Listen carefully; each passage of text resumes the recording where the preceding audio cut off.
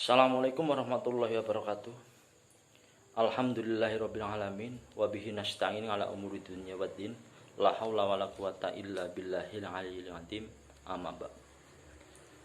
Yang terhormat Bapak Dr. Hasan Bisri MAG selaku dosen pengampu kami pada mata kuliah studi Al-Qur'an.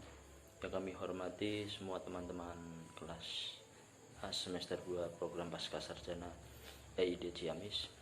Pertama dan yang utama, marilah kita panjatkan puja dan puji syukur kehadirat Allah Subhanahu wa taala yang telah melimpahkan rahmat dan taufiknya serta inayahnya sehingga kita bisa bersilaturahmi, bertemu kembali via online atau via kuliah online. Semoga kita semua dalam keadaan sehat walafiat, Allahumma amin. Sholawat dan salam marilah kita sanjungkan kepada baginda Nabi Muhammad Sallallahu Alaihi Wasallam yang telah membawa kita dari alam jahiliyah menuju alam yang terang benderang ini, dan juga yang kita harapkan dan kita nantikan syafaatnya di yaumul qiyamah. Allahumma amin. Bapak Ibu yang kami hormati, baik di sini sebelum dimulai presentasi pada pertemuan hari ini masih dalam keadaan Idul Fitri atau Lebaran, kami selaku pribadi mengucapkan minal aidin wal faizin, mohon maaf lahir dan batin, selamat hari raya Idul Fitri tahun 1441 Hijriah. Baik, di sini perkenalkanlah kami, nama Ilzam Habib, kelas 2A, alamat Desa Salebu, Kecamatan Majenang, Kabupaten Cilacap, akan mempresentasikan makalah secara singkat yang berjudul Ijaz Al-Quran, bahwa Al-Quran itu adalah mukjizat Islam yang kekal dan mukjizatnya itu diperkuat oleh kemajuan ilmu pengetahuan. Ia diturunkan oleh Allah Subhanahu wa taala kepada Rasulullah Sallallahu Alaihi Wasallam untuk mengeluarkan manusia dari suasana yang gelap menuju yang terang benderang serta membimbing mereka jalan yang lurus. Rasulullah menyampaikan Al-Quran itu kepada para sahabatnya dan orang-orang asli sehingga mereka dapat memahaminya berdasarkan naluri mereka yang kemudian untuk disampaikan kembali kepada seluruh umat manusia. Kesadaran akan historisitas pemahaman manusia pada gilanya akan bersinggungan dengan ranah Al-Quran dan pemaknanya. Sebenarnya secara umum disepakati oleh umat Islam bahwa Al-Quran adalah sakral. Karena itulah Al-Quran adalah kalamullah yang diturunkan melalui Rasulullah Sallallahu Alaihi Wasallam yang kebenarannya itu sudah mutlak dan tidak bisa diganggu gugat. Melihat latar belakang masalah atau pendahuluan di atas, bahwa bisa dirumuskan masalah bahwa yang kami akan bahas di sini adalah secara singkat bahwa definisi dan makna ijaz Al-Quran, kemudian tujuan dan fungsi mukjizat, kemudian macam-macam mukjizat, ada aspek-aspek mukjizat dan hikmah adanya ijaz Al-Quran. Pengertian ijaz menurut bahasa berasal dari kata ijaz adalah istim masdar dari kata ajaza yu'jizu ijazan yang mempunyai arti ketidakberdayaan atau keluputan. Kata ijaz itu berarti terwujudnya ketidakmampuan. Dinamai mukjiz dan bila kemampuannya melemahkan pihak lain amat menonjol sehingga mampu membungkam lawan, maka ia dinamai dengan mukjizat. Pengertian ijaz secara istilah adalah penampakan kebenaran atau pengklaiman kerasulan Nabi Muhammad Sallallahu Alaihi Wasallam dalam ketidakmampuan orang Arab untuk menandingi mukjizat Nabi yang abadi. Apa itu mukjizat Nabi yang abadi? Yaitu Al-Quranul Karim. Perbuatan seorang mengklaim bahwa ia menjelaskan fungsi ilahiyah dengan cara melanggar ketentuan hukum alam dan membuat orang lain tidak mampu melakukannya dan bersaksi akan kebenarannya. Al-Quran merupakan mukjizat terbesar yang diberikan kepada Nabi Sallallahu Alaihi Wasallam yang kemudian disampaikan kepada seluruh umat manusia untuk menjadi saksi segi segala kebenaran yang ada dalam Al-Quran. Di samping itu Al-Quran juga dijadikan sebagai petunjuk umat bagi manusia, yang mana Allah Subhanahu wa taala menjamin keselamatan, kesucian dan kemurnian Al-Quran sebagaimana dalam firman-Nya dalam surat Al-Hijr ayat 9 yang berbunyi Bismillahirrahmanirrahim, inna nahnu nazzalna dzikra wa inna lahu lahafidun. Sesungguhnya kamilah yang menurunkan Al-Quran dan sesungguhnya kami benar-benar memeliharanya. Kemujizatan Al-Quran antara lain terletak pada segi falsafah dan balaghahnya, susunan dan gaya bahasanya, serta isinya yang tiada tandingannya. Yang kedua, penjelasan yang kedua adalah tujuan dan fungsi mukjizat. Mukjizat itu berfungsi sebagai bukti kebenaran para nabi dalam menyampaikan firman Allah Subhanahu wa taala. Meskipun dari segi bahasa berarti melemahkan sebagaimana dikemukakan di atas, namun dari segi agama ia sama sekali tidak dimaksudkan untuk melemahkan atau membuktikan ketidakmampuan yang ditantang. Mukjizat yang ditampilkan oleh Allah melalui hamba-hamba pilihannya untuk membuktikan kebenarannya ajaran ilahi yang dibawa oleh masing-masing nabi. Jika demikian halnya, maka ini paling tidak mengandung dua konsekuensi. Ada konsekuensi yang pertama adalah bagi yang telah percaya kepada nabi, maka ia tidak lagi membutuhkan mukjizat, ia tidak lagi ditantang untuk melakukan hal yang sama. Mukjizat yang dilihat hanya berfungsi memperkuat keimanan serta menambah keyakinan dan kekuasaan Allah. Kemudian yang kedua, para nabi sejak Adam alaihissalam hingga Isa alaihissalam diutus untuk suatu kurun tertentu serta masyarakat tertentu. Tantangan yang mereka kemukakan sebagai mukjizat pasti tidak dapat dilakukan oleh umatnya. Kemudian yang selanjutnya adalah macam-macam mukjizat.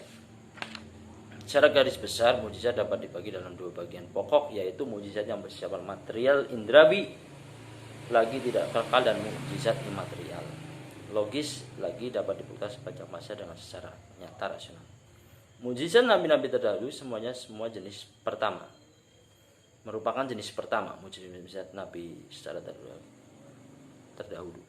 Mukjizat mereka bersifat material dan indrawi dalam arti keluar biasaan mereka tersebut dalam disaksikan atau dijangkau langsung lewat indera oleh masyarakat tempat nabi tersebut menyampaikan risalahnya. Mukjizat jenis ini diderivasikan pada kekuatan yang muncul dari segi fisik yang mengisyaratkan adanya kesaktian seorang nabi. Bisa dicontohkan ketika Nabi Musa membelah lautan dengan atas izin Allah, itu dengan mukjizat Allah itu, dengan menghantamkan tongkatnya ke laut merah itu dengan membelah sehingga umat Nabi Musa itu ikut mereka dan terselamatkan dari kejaran Raja Firaun. Kemudian ada juga Nabi Daud yang bisa melunakkan besi, serta mukjizat-mukjizat Nabi yang lainnya. Kemudian yang selanjutnya adalah aspek-aspek mukjizat. Aspek-aspek mukjizat itu dari segi bahasa dan susunan redaksinya.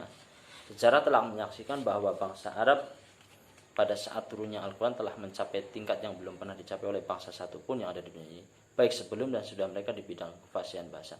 Mereka juga telah merambah jalan yang belum pernah diinjak orang lain dalam kesempurnaan menyampaikan penjelasan, keserasian dalam penyusunan kata-kata, dan serta kelancaran logika. Itu ditinjau dari segi bahasa. Kemudian dari segi isyarat, kemujizatan Al-Quran itu dari segi ilmiah itu ada 3. Yang pertama adalah dorongan serta stimulasi Al-Quran kepada manusia untuk selalu berpikir keras atas dirinya sendiri dan alam semesta yang menggitarinya. Kedua, Al-Quran memberikan ruangan sebebas-bebasnya pada pergaulan pemikiran ilmu pengetahuan, sebagaimana halnya tidak ditemukan pada kitab-kitab agama lainnya yang malah cenderung restriktif. Al-Quran dalam mengumpulkan dalil-dalil, argumen serta penjelasan ayat ilmiah menyebutkan isyarat-isyarat ilmiah yang sebagiannya baru terungkap pada zaman atom, planet, dan melakukan luar angkasa saat ini. Di antaranya isyarat tentang sejarah tata surya, isyarat tentang fungsi angin dalam penyerbukan bunga, isyarat tentang sidik jari manusia, dan banyak lagi yang masalah keajaiban ilmiah yang berkaitan dengan mukjizat Al-Quran. Dari segi sejarah pemberitaan atau goib, ada antara lain sejarah, ditinjau dari sejarah Al-Quran sangat jelas dan fasih sekali dalam menjelaskan cerita masa lalu, seakan-akan menjadi saksi mata yang langsung mengikuti jalannya cerita. Di antaranya ada kisahnya Nabi Musa dan Fir'aun, kemudian Ibrahim, Nabi Yusuf, bahkan percakapan antara anak-anak ada misalnya. Dari segi petunjuk penetapan hukum, di antara produk hukum Al-Quran yang menakjubkan dan penuh hikmah tersebut antara lain itu terdapat hukuman hudud bagi pelaku zina dan pencurian. Itu terdapat dalam Quran surat An-Nur ayat 2-3. Ada juga hukuman kisos bagi pembunuhan terdapat dalam surat Al-Baqarah ayat 178-180. Adanya hukum waris yang detil dalam surat An-Nisa ayat 11-12. Adanya hukum transaksi keuangan dan perdagangan dalam surat Al-Baqarah ayat 282. Adanya hukum perang dan perdamaian. Kemudian ihbal kejadian alam semesta. Al-Quran juga mengisyaratkan bahwa langit dan bumi tadinya merupakan satu gumpalan yang melalui firman-Nya yang terdapat dalam surat Al-Anbiya ayat 30, yang artinya bahwa tidaklah seorang orang kafir memperhatikan bahwa langit dan bumi tadinya merupakan satu yang padu gumpalan. Kemudian kami memisahkannya dan kami jadikan dari air segala sesuatu yang hidup, maka mereka tidak juga beriman. Al-Quran tidak menjelaskan bagaimana terjadinya pemisahan itu, namun apa yang dikemukakan di atas tentang keterpaduan alam raya kemudian pemisahannya dibenarkan oleh observasi para ilmuwan. Kemudian dari segi pemberitaan goib adalah sesuatu yang tidak diketahui, tidak nyata atau tersembunyi. Al-Quran mengungkap sekian banyak ragam hal goib. Al-Quran mengungkap kejadian masa lampau yang tidak diketahui lagi oleh manusia karena masanya telah demikian lama, dan mengungkap juga peristiwa masa datang atau masa kini yang belum diketahui manusia. Kemudian hikmah adanya ijaz Al-Quran. Setelah mempelajari apa itu mukjizatan Al-Quran, pengertian ijaz Al-Quran, kita dapat memperoleh hikmah yang dapat dipelajari atau yang bisa diambil untuk belajar kita bersama. Hikmah dengan adanya kemujizatan Al-Quran antara lain, yang pertama dapat meningkatkan iman dan ketakwaan kepada Allah Subhanahu wa Ta'ala.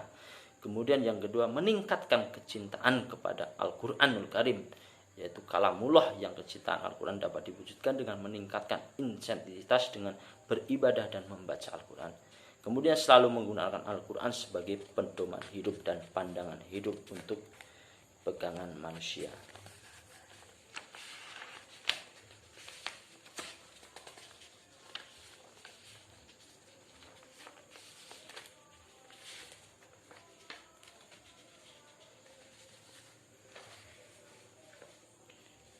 Mungkin itu yang bisa saya sampaikan secara singkat, pembahasan secara singkat terkait dengan makalah ijaz Al-Quran. Mohon maaf yang sebesar-besarnya atas segala kekurangan, baik penyampaian yang disengaja maupun tidak disengaja. Sekian dari kami, kurang lebihnya mohon maaf. Wassalamualaikum warahmatullahi wabarakatuh.